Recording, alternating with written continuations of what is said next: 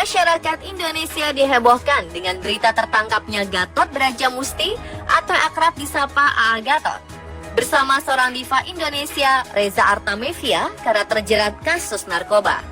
Rupanya dalam kasus penangkapan yang terjadi di Nusa Tenggara Barat ini terselip beberapa desas-desus menggemparkan yang hingga kini masih dalam proses penyelidikan lebih lanjut, yakni sang pemilik padepokan sekaligus guru spiritual beberapa artis kondang ini ternyata menamai narkoba yang biasa dikonsumsinya dengan sebutan aspat.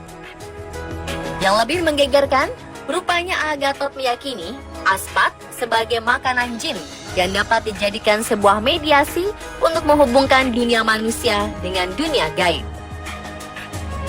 Parahnya, A.A. Gatot rupanya juga memaksa seluruh murid yang ada di padepokannya untuk mengkonsumsi barang haram ini. Kini, beberapa mantan murid padepokan A.A. Gatot pun seakan berlomba untuk mengungkapkan kebenaran yang ada, termasuk mengenai penggunaan aspat yang biasa mereka lakukan saat berada di dalam padepokan. Bila ditelisik dari konteks spiritual, apakah sebenarnya makanan kesukaan jin? Dan benarkah bahwa aspat yang A.A. Gatot percayai sebagai makanan jin merupakan salah satunya?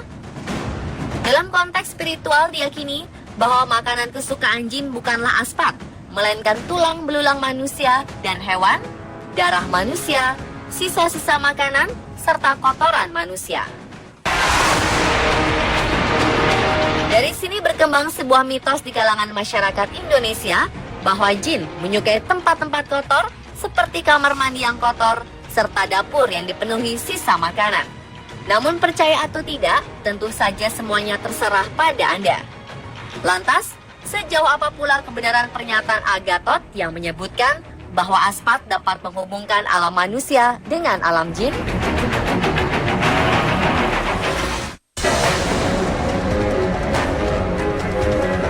Kabar penggunaan aspat di padepokan milik A.A. Gatot memang telah memunculkan berbagai spekulasi di masyarakat. Terlebih setelah salah satu artis, Elma Theana, yang pernah menjadi murid padepokannya selama 9 tahun, turut angkat bicara. Rupanya istilah aspat memang tidak asing lagi di telinga seluruh penghuni padepokan A.A. Gatot. Seluruh murid di dalam padepokan ini telah dibiasakan mengkonsumsi aspat untuk menghubungkan dunia mereka dengan dunia gaib. Aspat yang dipercaya sebagai makanan jin dipercaya sebagai media bagi para murid untuk membuat jin masuk ke dalam tubuh, serta untuk mengarahkan jin dapat menyatu dengan manusia untuk sama-sama belajar di dalam padepokan. Beberapa murid juga meyakini bahwa aspat dapat membuat mereka lebih fit, imajinatif, kreatif, serta bersemangat. Oleh karena itu, beberapa murid seakan menyetujui saja saat diminta untuk mengkonsumsi barang haram ini. Biasanya, aspat yang berbentuk bubuk kristal putih ini digunakan secara bersama-sama oleh seluruh murid padepokan, mirip dengan cara penggunaan sabu. Anehnya, terdapat beberapa kejanggalan, yakni aspat hanya boleh dikonsumsi dalam jumlah ganjil. Penggunaannya disertai beberapa bacaan, serta tidak adanya satupun orang yang mengetahui secara pasti kandungan yang terdapat dalam aspat, kecuali A.A. Gatot sendiri. Dalam padepokan, penggunaan aspat tidak dilakukan secara sembunyi-sembunyi, karena seluruh penghuni padepokan meyakini bahwa aspat merupakan suatu barang umum dan tak dilarang agama maupun negara. Namun setelah diselidiki lebih lanjut oleh pihak kepolisian dan Kepala Badan Narkotika Provinsi Nusa Tenggara Barat, ternyata aspat yang selama ini dikonsumsi oleh penghuni padepokan A.A. Gatot merupakan barang haram narkoba jenis sabu, bukanlah makanan jin seperti yang selama ini diyakini A.A. Gatot.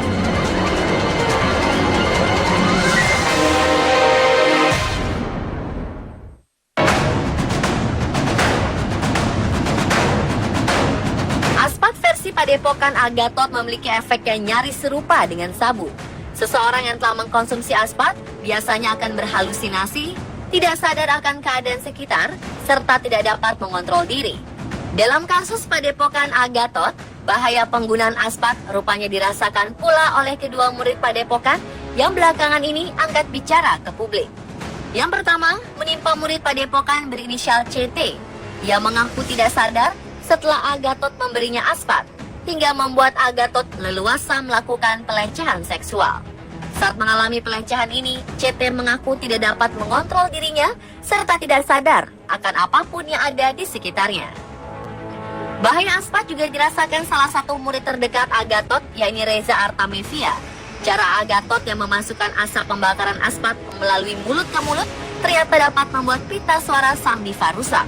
Seperti yang diungkapkan oleh seorang dokter, Rahmanova Yunizaf, dari salah satu rumah sakit Jakarta, menurutnya saat uap air atau asap aspat terhirup, maka pita suara akan mengalami iritasi. Dan jika hal ini terus terulang, maka pita suara akan menjadi tidak lentur lagi, hingga dapat menyebabkan luka atau kapalan di pita suara. Kondisi ini mengakibatkan jangkauan dan kualitas vokal akan menurun, dan tidak akan bisa kembali 100% seperti dahulu.